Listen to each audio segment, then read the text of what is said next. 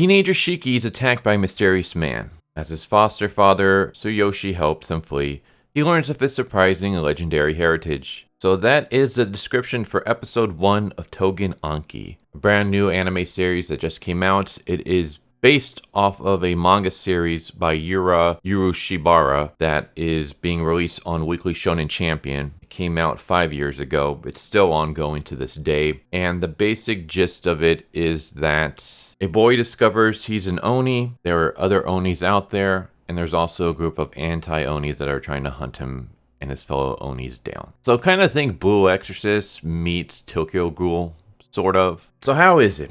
How is the anime? Well, usually I would do like just a complete breakdown, but instead I'm going to try something different with this one. We're just going to kind of go over the basic story, characters, and my thoughts on it. So the basic story is that in feudal Japan, there were these creatures known as Oni. And Oni would go around and slaughter a bunch of humans for no particular reason. And one day there was this sword wielder named Momotaro. Momotaro slayed the Oni and made it his mission to go down to the Oni Island and slaughter all the Oni that he can find. And then we cut to the modern era where we see two Momotaros. Momotaros turns into a group of Oni hunters. So it started off as a single swordsman and then it became a group. We have Tsuyoshi Ichinose and Samidare Momoya, and they are colleagues. They both work for the Momotaro, and Tsuyoshi ends up quitting. He finds a baby Oni and decides to take it and adopt it as his own, and severs his bonds with the Momotaro. That child ends up being Shiki. So Shiki, we just jump in with him immediately on the phone with a friend. We see a bunch of like gun collections around his bedroom. So he's a huge gun otaku, and he has just recently gotten expelled from school. And his father overhears it and gets into an argument with him. And then we get just like a bunch of death flags, like Shiki basically saying that I don't want to be anything like you. I'm glad that we're not related by blood. Tsuyoshi then goes to make a delivery. And during that moment, Shiki gets attacked. He ends up getting attacked by Samidare. And the attack leads to Tsuyoshi coming back, saving his son, trying to escape the country with him. They end up being driven into a warehouse where they have to fight. And Shiki realizes that his dad is a Momotaro, has powers, that the whole Momotaro Oni legend is not just a legend, but it's actually real, and that Momotaro will go out and kill everyone who has Oni blood just because they have Oni blood. And over the fights, Tsuyoshi ends up sacrificing himself. Shiki gets really pissed off at seeing his adopted father being killed in front of him. He awakens his Oni powers, which is basically the ability to control blood. All Onis have the ability to control blood. And in Shiki's case, since he's a huge gun otaku, he can turn his blood into different firearms. He even turns one into a rocket. And we just have a fight scene that ends with Samidare making his escape, Tsuyoshi being killed, Shiki wondering what the hell's going on, and then he gets kidnapped by another Oni. That's how the episode ends. And I will say that this episode is mid as heck. That's the basic way I can describe this. I have read some of the manga before. I read like maybe the first 15 to 20 chapters years ago, and I kind of ended up dropping it because I just found it to be very mid. It wasn't really doing anything new that I have never seen before. I was kind of hoping that maybe getting adapted to an anime, obviously the anime wouldn't change so much about it, but maybe it would do enough so that it would be able to entertain me. I'll say this, the fight scenes are cool. If you just want something that has a lot of cool fight scenes, I would say check this out. If you're looking for something with a good plot, deep characters, this is not the series for you. This is the definition of mid. Here are some things that I think could have fixed this story. For anyone who doesn't know, my background is that of a writer. I'm a professional writer, mostly for screenplays. I do movies and stuff like that. And I am a produced writer. By that, I mean that the stuff that I've written have actually gotten made into movies. So I know a little bit of what I'm talking about, but I will just say that a lot of this is just my personal opinion, so you could highly disagree with me. With that said, here's what I'll say about it. I feel like we are going way too fast. We jump from Shiki having an argument with his dad being expelled from school to immediately he's being attacked within the span of maybe 5-10 minutes. And because of that, we don't really get much of a build-up between him and his foster dad. So we see moments where Tsuyoshi is like sacrificing himself to save his son. And I get it. Like, he sees this kid as his son because he raised this kid as a baby. But we didn't really get to see too much of their interactions. The only time we got to see them interact was when they were arguing with each other. We get a super quick flashback. When I say a super quick flashback, I mean it's literally a flash, not even like 5 seconds, where we see Tsuyoshi and he's remembering a moment in the past where Shiki was a small child at the beach, and he holds his hands out to his dad and he says, Papa. And that's it. That's like the only time we actually see Shiki like treating his dad like a dad until Tsuyoshi is killed. So I feel like we didn't really get to see much of their relationship, and this was just really poor decision. You could do so much. I would have built up Shiki and his normal life. We see maybe Shiki goes to school. We see why he gets kicked out of school. In the manga, it's because he gets expelled for starting a fight. But maybe we can see that it wasn't his fault or something. I say this because this is a trope that's used a lot, and it's used a lot because it works. And that is that you introduce your main character in a positive light before you start introducing all the negative qualities. So if your character is a drug addict, for example, you usually don't want to start with him immediately being a drug addict because first impressions are a thing, especially when it comes to viewers. So usually you might want to show him doing something else. There was a great example. I forgot what movie it was. I want to say it's Minority Report, but I can't remember off the top of my head. It might have been something else. But I believe it was a Tom Cruise movie where he's a drug addict, and we don't introduce him as a drug addict. We introduce him going to work, and he's saying hi to everybody. Everybody loves him. He's a good worker. And then we introduce his negative personality quirks afterwards.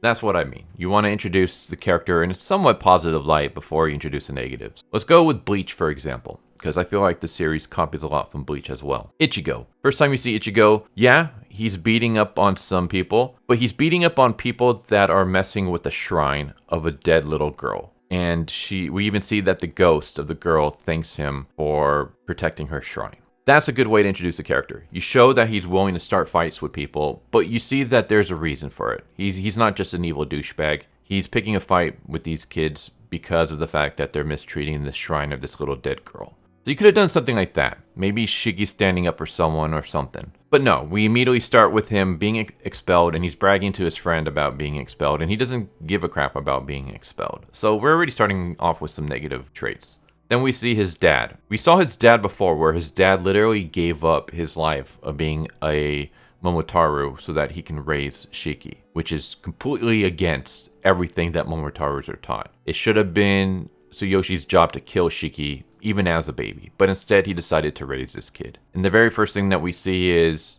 Shiki yelling at him, calling him a bunch of names, and saying that he's glad that they don't share the same blood because he wants nothing to do with Tsuyoshi. And we get that it's just an argument. But again, we're not really showing any positive traits with this character so far. In fact, we don't really get to see any positive traits with this character at all. I mean, yeah, we do get to see him. He gets pissed off when he sees his father figure being killed, and we see him go nuts and attack Samidare. That could have been a positive trait, but that's like the only good thing that we see this character do. So I feel like right off, we're not really doing pretty well when it comes to introducing our main character. Second is that I think we should have seen more of what the character's life was like. Not just introducing good qualities, but just see more of the characters and the bonding. We could see more of his relationship with his foster dad. It would have been nice to maybe see Tsuyoshi raising the kid. So we don't need to go like super in-depth detail, but we could have seen just little quick flashes of life growing up, raising this Oni baby. Just some bonding moments would have worked. There is a perfect episode of Dan to Dan. I think it's episode 7 or 8. I forgot which one. It is the one with Silky and her flashback. And we see no dialogue whatsoever. We just see flashes over music of her struggling to earn money so that she can give gifts to her daughter and just make her daughter's life easy and happy. And that scene is just so freaking beautiful. It doesn't even take all that long, and it really hits. Something like that could have worked. Obviously not that dramatic, but just something like some flashes of this relationship. So that when Tsuyoshi sacrifices himself, it really does hit us more. Because at this point in time, when Tsuyoshi sacrifices himself, I don't really care because I haven't really seen much of this character. I don't really see much of his relationship with his kid. especially his relationship with his kid in a positive way. I don't care. So because of that, his sacrifice didn't really mean much.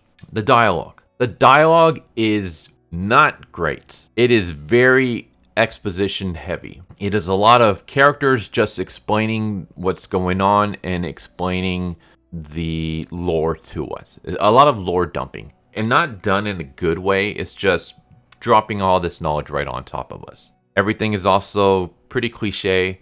For example, as I mentioned before, Shiki saying that he's glad that him and his dad don't share the same blood. He wants nothing to do with him. Obvious death flag. I knew immediately. I mean, I read the manga before, but even when I was reading the manga, I knew immediately as soon as he said that, oh, his dad's going to die sacrificing himself. So the dialogue, it is the definition of mid. It's a lot of exposition, and the non-exposition stuff, there's no like poetry in the words. There's nothing. It's just your basic dialogue. Voice acting, I would say the sub was good. The dub was kind of laughable at times. I feel like some of the voices didn't really go well with the characters.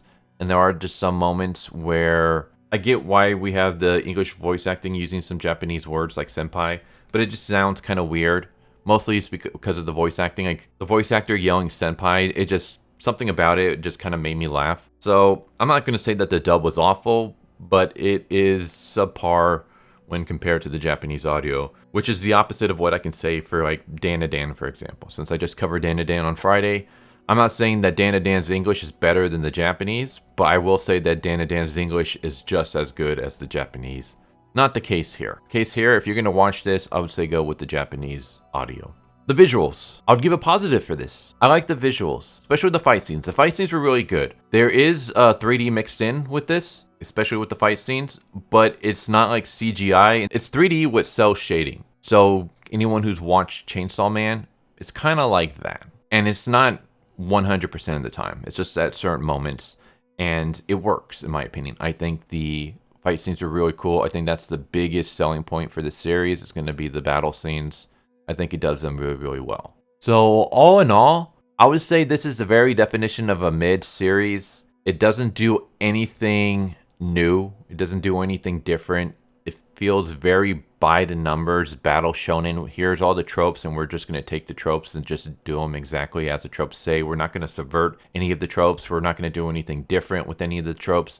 We're just going to take the tropes, and everything seems kind of cookie cutter. If you want something to watch because you want to see some cool fight scenes, I would say give this a watch. If you want to watch something because you want to see, a great story with very interesting characters, this is a pass. These characters don't do anything new. You've seen these characters so many times in other series before, done a lot better in other series. And I think this episode would have benefited a lot from actually not following the manga one for one. Which is very funny for me to say because I'm one of those that I praise Dan for following the manga one for one. But that's because the manga is freaking fantastic. Whereas here, I think it would have benefited if we still follow the manga, but not one for one. Just add in some anime-only stuff, mostly the relationship between Shiki and Tsuyoshi. And just showing just more of their personal lives before we bring in the outside forces, before we bring in the Momotaro and all the Oni stuff, just seeing what they're like.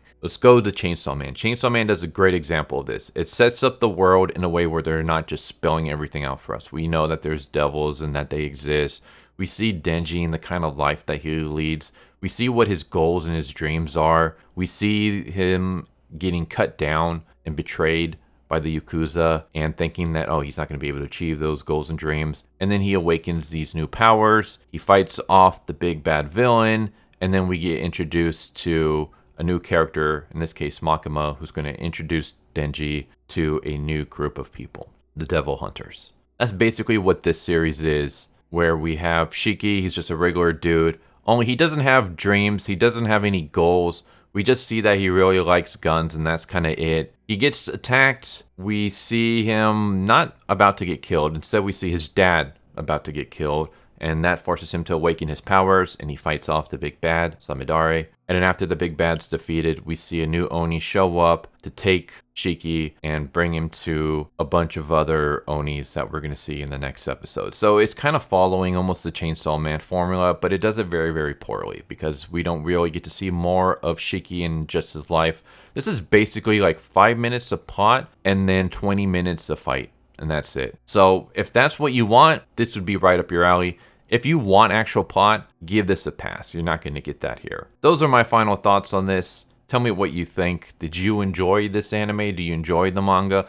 I want to. I really want to enjoy this, but like I said, I gave up on the manga because it was just mid. It was not doing anything new. It was so formulaic that I can actually predict what was going to happen next because I've seen it happen in other manga series. I'm hoping that the anime will maybe learn from the mistakes of the manga and just do some changes. Not enough that it's a completely new series, but just enough so that when you are taking from the manga, you just kind of amplify some of the manga stuff more. Like do things that the manga didn't do that should have been done. That would have been nice. But if we're just going to one for one this, I don't know. I feel like this series is going to kind of fly under the radar, and for good reason. So there you go. There's my review of Tougen Anki episode 1. Hope you enjoyed the video. I'd like to hear your thoughts, and I hope to see you next time. Take care. Later. Thank you for watching my video. I hope you enjoyed it.